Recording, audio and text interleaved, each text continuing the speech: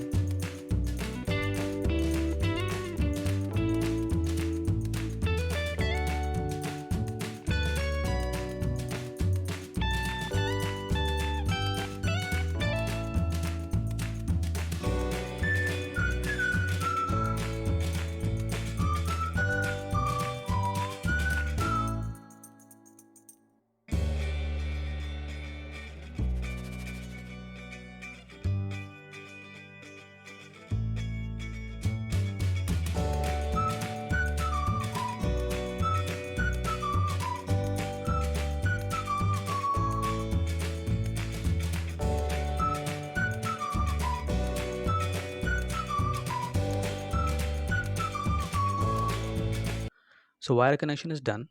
Now it's time to upload the code. To upload the code, visit this URL. The link is in description.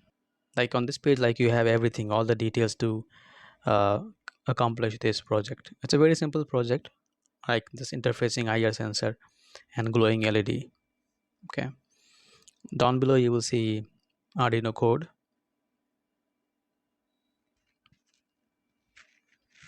and the baud rate also.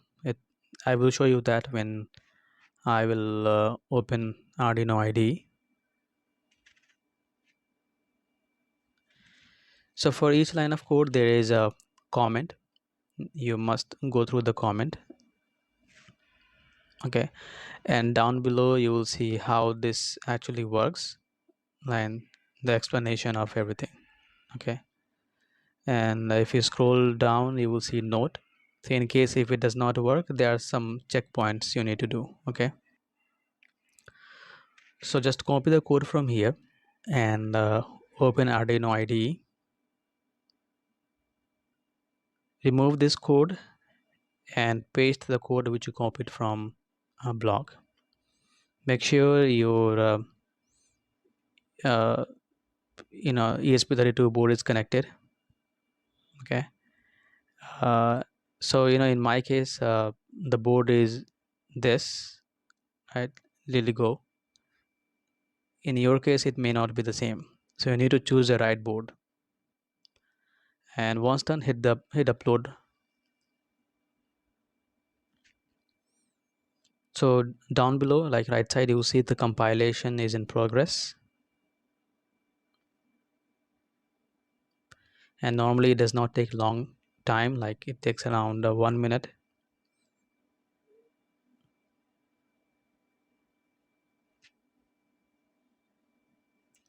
Okay, so the compilation has been done, and you see that the status, it's getting uploaded, and I think it is almost done. Yep, the code has been uploaded successfully.